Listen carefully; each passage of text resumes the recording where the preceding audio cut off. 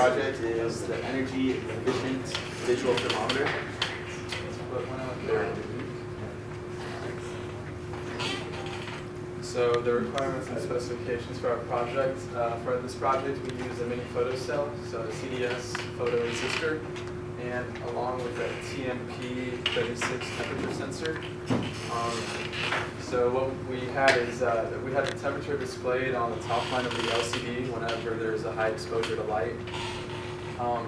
We have the backlight turn on only when the room is very dark at very low thresholds.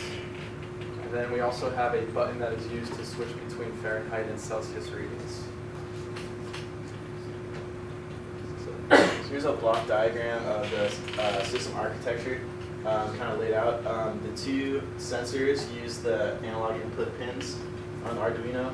The LCD was connected to the 0 through 7 pins, as well as ERW, RS.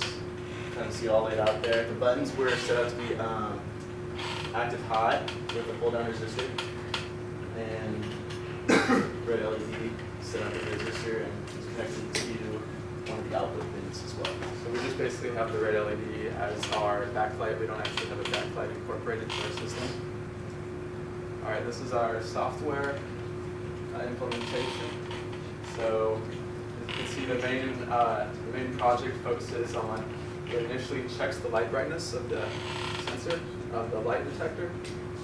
If it's greater than the maximum threshold that we have, it will display the temperature, and it would also have the backlight turned off with a message on the bottom. If it's less than the minimum threshold voltage, the red LED, which is our backlight, will turn on. And then if it's between those two, we just have the LCD turned off to basically, in a practical sense, it would save power. So it would only be on when our voltage is greater than the max threshold. And then we just use this button press to cycle through Celsius and Fahrenheit readings. So here's just a list of all the hardware and software that we use. So CDS photoresistor, TMP 36 temperature sensor.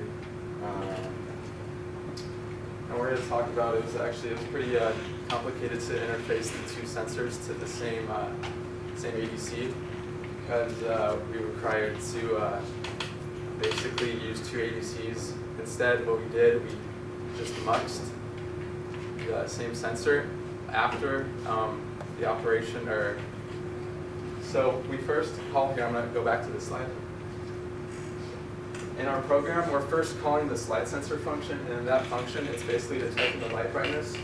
Right after it does that, in the same function, we're basically doing a conversion where it's then going back and reading the temperature sensor values. And that's how we got the ADC to function. So in our testing, that was basically the most difficult part. Calibration was also pretty tough for things like the photo cell. We had to pick values where it would turn on when in a room lit like this, or turn off when light was covered, or when there was no light. So that was pretty tough too.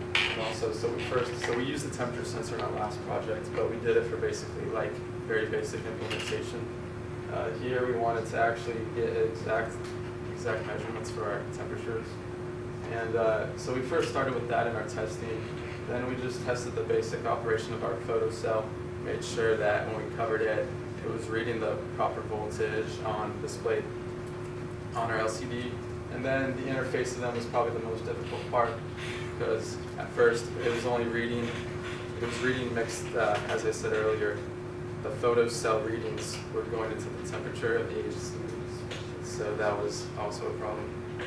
And then we're going to demo time. It's 78 degrees, so that's fluctuating a lot. I don't know why. But basically it's reading a lot of light. If I cover it a little bit, the LCD will be turned off. If I cover it a lot, the backlight is turned on, as you can see. And then a button press will just, oops, I'm having a little hardware connection. The button press, yeah, sorry about that. The button press basically just cycles it to display in Celsius reading. Yeah, if anyone wants to get a closer look, it's kind of hard to see our LCD. But yeah, so basically the idea is if the light is off in the room, it won't display the temperature. So the digital thermometer will be off, so save power. Yeah, so the practical function is we only want it when it's exposed to high light to display temperature. When it's at low brightness, just turned off. And then when it's very low, just a notification that the backlight needs to be turned on. That's it.